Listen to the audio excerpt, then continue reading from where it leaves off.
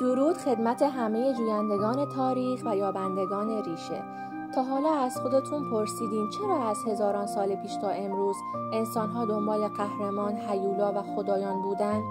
چرا هر قوم و ملیتی برای خودش اساطیری ساخته بود؟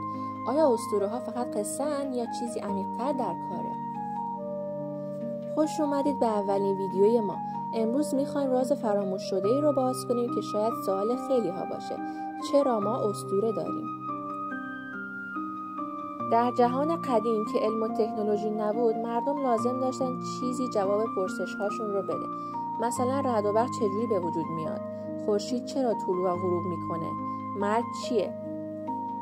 با وجود همچین سوالهایی حق هم داشتن. اسطوره ها مثل یه نقشه ابتدایی بودن که به آدم ها کمک میکرد جهان پیچیده رو برای خودشون معنی کنن.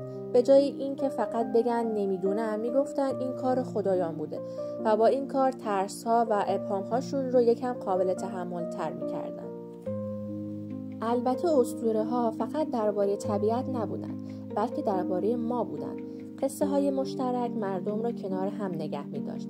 وقتی میگیم ما از این قهرمانی، یعنی ریشه و هویت داریم.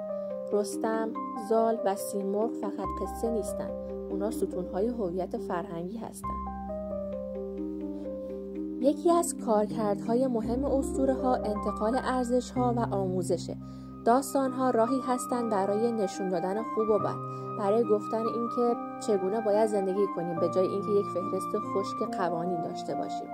اسطوره ها این درس ها رو در قالب تجربه یک قهرمان یا تراژدی میگفتن، مثل داستان رستم و سهراب، و این گونه درس ها در جان مردم می نشستن.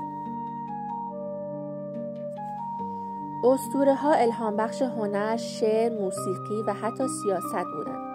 پادشاه ها از این اسطوره ها برای مشروعیت استفاده میکردن. مثلا میگفتند ما از نسل خدایانیم، ما وارث یک سنت الهی هستیم.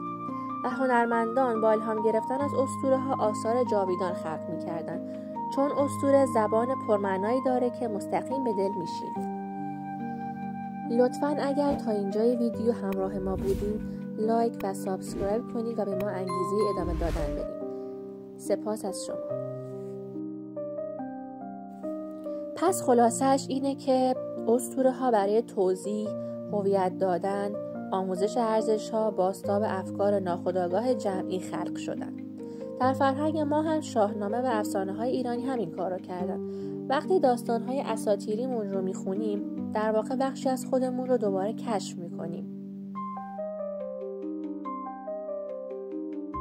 اگر دوست دارین تو ویدیوهای بعدی عمیق‌تر بریم سراغ اساطیر ایرانی، حتما زیر این ویدیو کامنت بذارین که کدوم رو میخواین اول از همه بشنوین. و سابسکرایب هم فراموش نشه تا از سفر به دنیای افسانه ها از هم جدا نشیم.